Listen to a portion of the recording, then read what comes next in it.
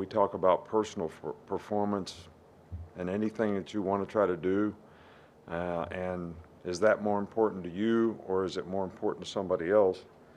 But when you play competitive sports, the other guy's looking at you trying to figure out how am I going to take advantage of beating this guy. And if you have pride in your performance, you're going to make sure you take care of the things that you need to do to play your best. So you learn from past experiences, you improve, and you actually gain confidence in the way you practice and the way you do things. And it fortunately helps you play better and stay focused in the critical time in the game, in big games. So that's something that we're trying to get our players to really stay focused on is, personal performance. How can I achieve and play a little bit better? How can I prepare for the game a little bit better? How can I have the mental practice from here to there to be able to eliminate mental errors, eliminate assignment errors so that nobody's going to be able to come in and say, we were able to take advantage of this particular person so that you can have success. So, that's really important. I think atmosphere and environment in this game, fans, their energy and enthusiasm really can have an impact on a game like this. You impact the offense, their ability to check, their ability to communicate, sometimes get the snap count right. So I think the fans being in this game can, create not only positive energy for our team, which we certainly appreciate, and I know the players appreciate, but also make it more difficult for the other team to operate, when they have the ball. So I think, that energy and enthusiasm is really important too. So in Austin, look, you didn't ask a bad question the other night. I just didn't answer it very well. And, when a guy plays well in a game at any position, it should help his confidence and it should help him perform better in the future. But I do think that every player, has to understand that just because I played well, I still want to try to improve the few things that I could have done better. And I think if a person keeps that mindset, then they're always improving, all right, because you're never satisfied and you're always trying to do better. And you don't let complacency creep into your game. And that certainly hasn't happened with Jalen. So, hopefully the confidence that he gained in this game will certainly help him to continue to play, better and better in the future. That's what we hope for as coaches. That's what we try to encourage him to do. So, and that should have been my answer the other night. Start with Nick. What stands out about Texas's offensive line and what they do up front? Well, first of all, they got a really, really good scheme in terms of, the way they try to run the ball. They try to formation you, the motions that they use, the formations that they use. And, their offensive line does a good job of getting a hat on a hat. They're big. They can play physical. They're athletic. They're pretty good pass blockers. So they're just a good all-around group, and they have plenty of experience. So, I think this is one of the better offensive teams personnel-wise and scheme-wise, and the way they're coached to play and execute of anyone that, we'll see this year. Go up front here with Kennington. After the Middle Tennessee State game, Jermaine Burton said that one of the big reasons why he decided to come back was because he wanted to see himself mature as a leader. How have you seen him do that, and how has he improved on the field as well? Yeah, well, I think Jermaine has shown a lot of maturity.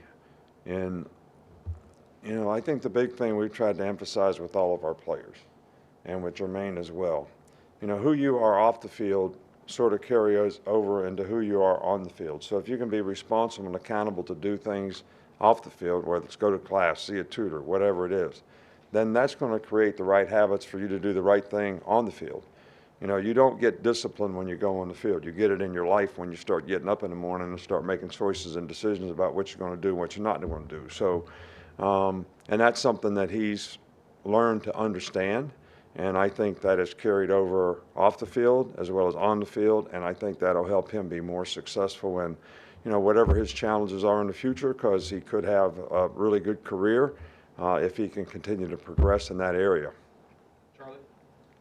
Flipping to the other side of the ball, he asked about Texas's offensive line. What stands out about their defensive front and the group?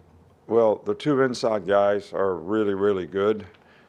Strong, powerful, athletic, can pass rush, really hard to block. Don't give up a lot of movement inside, which makes it difficult to run. Their ends are athletic, and they do a good job of playing together as a team. They've got really good energy and enthusiasm.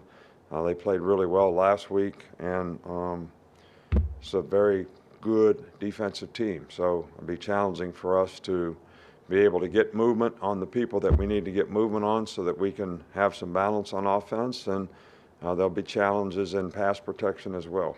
Chase? I think Nico Johnson played on 3 of your national championship teams, and of course he's a Texas defensive GA now. How do you remember his career, and what kind of coach do you think he might make? Well, Nico is, first of all, there are championships, not my championships. There's a lot of people that contribute to that, a lot of players, and in every plaque, we want every guy's name on the plaque because they all contributed to it in a positive way. And Nico is a great person, smart player, was very productive here as a player. He's got great character. I think he'd be a great coach. He's smart, he's bright, he's industrious, he's a hard worker. So I don't think there's any question about the fact that he would be an outstanding coach. Go to Matt. What does the Texas secondary do well, or that's a unique challenge? Yeah, well, they've got some really good players. They got a outstanding corner. They've got a couple really good safeties. They've got experience. These guys are fast reactors. They can play man-to-man. They can cover you. They tackle well. They can play the ball. And they're good man-to-man players. So, those 3 factors in the secondary are always things you look for to really have a successful unit. And it's going to be a challenge for us to be able to beat man-to-man and to be able to take advantage of things in the passing game. I mean, the challenge is you got to protect, you got to be able to get open, and you got to be able to throw the ball accurately when it all happens. So that's what we're focused on, trying to get our guys to be able to do. Austin? Yeah, Coach, you had Steve Sarkisian on your staff twice here, once as an analyst, once as offensive coordinator. What do you think he does so well as an offensive mind? Well, I think Sark is one of the best coaches, we've ever been around when it comes to offense. He's got a great disposition with the players. He's a really good teacher. He's got a great understanding of the game, really understands defense and how to attack defenses, but has some really good concepts on offense that are hard to defend, understands how to present them in different ways so that maybe whatever you practiced, it doesn't really come up that way in the game, which makes it more difficult for defensive players. But Sark did a great job here for us, and he's doing a great job at Texas, and it's going to be a very challenging game. They've recruited well, they coach well, and they've got good players, and they're well coached. Got 2 to finish up, Oscar and then Kirk. Hello, Coach. How was that moment of decision when you extend your hand to Steve Sarkisian and give him a second chance? Thanks so much. Gracias. I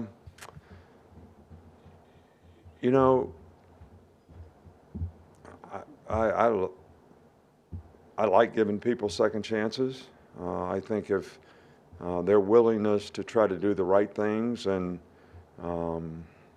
whatever their mistakes were, they're trying to fix it and look for an opportunity. And geez, when Sark was here the first time, he did such a good job. There was no question about the fact that we'd love to have him back a second time.